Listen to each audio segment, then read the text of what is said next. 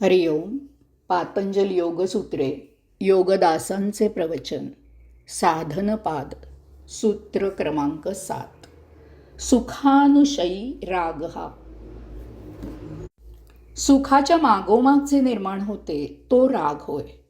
सुख मिळाल्यावर त्या पाठोपाठ भावभावनांचे तरंग उठतात, त्याला राग म्हणतात. या रागामुळे क्लेश होतात, योगाभ्यासात खंड पडतो. एखादी गोष्ट किंवा वस्तू, एखादी कृती किंवा घटना माणसाच्या इंद्रियांना सुख देते. या सुखामुळे त्याला बरं वाटतं. या सुखाच्या अनुभवाने त्याला तृप्ती होत नाही. त्याला वाटतं की पुन्हा तो सुखानुभव घ्यावा म्हणजे तृप्ती होईल. परंतु तसं तर होत नाहीच. उलट इच्छा दुप्पट वेगाने जोराने उफाळून येतात. कितीही वेळा सुख घेतलं तरी पुन्हा पुन्हा त्या अनुभवाची इच्छा निर्माण होते. यामुळे ते सुख ज्या साधनेमुळे मिळतं ते साधन सजीव किंवा निर्जीव आपल्याजवळ असावं, एवढंच नव्हे तर ते साधन आपल्या मालकीचं, आपल्याच मालकीचं, आपल्याच अधिपत्याखाली असावं. ते इतर कुणाच्या हाती पडू नये अशी आकांक्षा उत्पन्न होते. त्यासाठी माणूस तन मन धन अर्पून धडपड करू लागतो. यामध्ये तो यशस्वी झाला तर त्याला त्याच्यात सुखाची लालसा जोपासली जाते. त्यातून आसक्ती तयार होते. कोणत्याही गोष्टीच्या अतिरेकाचे वाईट परिणाम यथावकाश भोगावेच लागतात. त्यातून क्लेश होतात.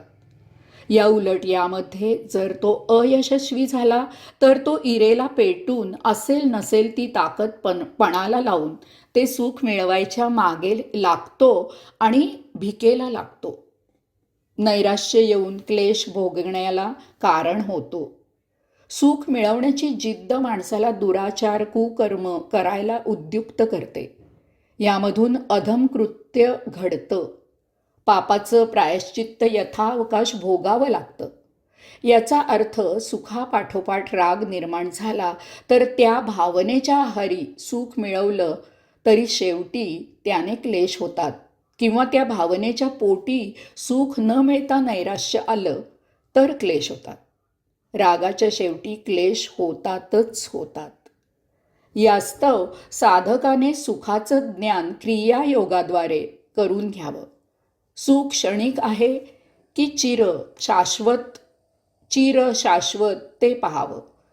भौतिक संसारापासून मिळणारं सुख क्षणिक आनंद देणारं असतं. त्यातून राग हा क्लेश निर्माण होतो. आध्यात्मिक सुखापासून मिळणारा आनंद चिर शाश्वत असतो. त्यामधून राग निर्माण होण्याचा प्रश्नच नसतो, कारण ती अंतिम अनुभूती असते. राग काबूत ठेवण्यासाठी साधकाने विवेक आणि संयमाने स्वकर्मात धर्मभोग तेवढे घ्यावे. योग साधनेने चित्त निरोध करून मनाचे तादात्म्य आत्मभावनेत व्यग्र करावे, म्हणजे राग निर्माण होत नाही. सूत्र क्रमांक 8. दुःखानुशयी द्वेष. दुःखाच्या मागोमाग जे निर्माण होते तो द्वेष होय. माणसाला दुःख झाले की त्याच्या मनात असूयेपोटी भावभावनांचे तरंग निर्माण होतात. त्याला द्वेष असं म्हणतात. या द्वेषामुळे त्याला अधिकच यातना होतात, कारण दुःख सर्वसाधारणपणे कोणालाच नको असतं. दुःखात परमात्म्याची आठवण राहावी म्हणून परमेश्वराकडून दुःख मागून घेणारी एखादीच कुंती माता असते. या दुःखाच्या यातनांचे क्लेश होतात म्हणून दुःखातून निर्माण होणारा द्वेष हा क्लेश होय. माणसाला दुःख झालं की स्वाभाविकच हे कशामुळं झालं, का झालं, कोणामुळे झालं वगैरे प्रश्न त्याच्या मनात येऊ लागतात.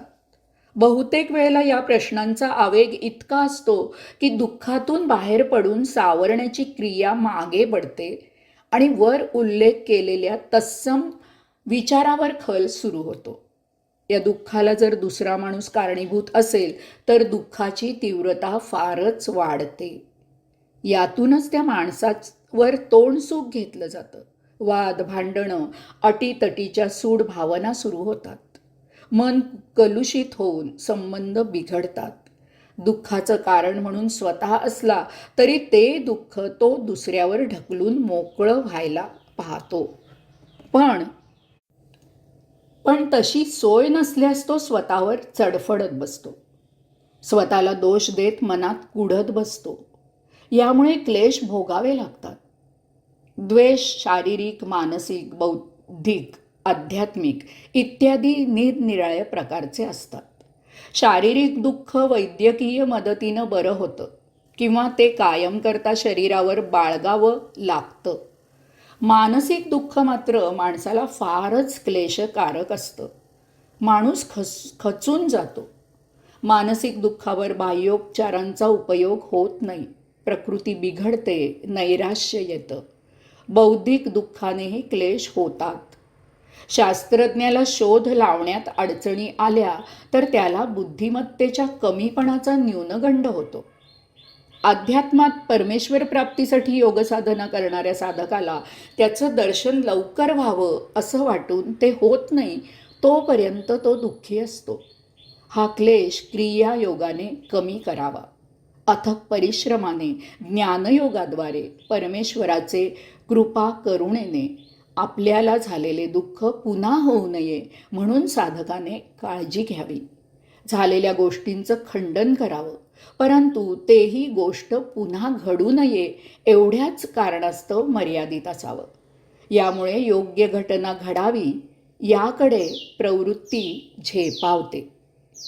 हरिओम.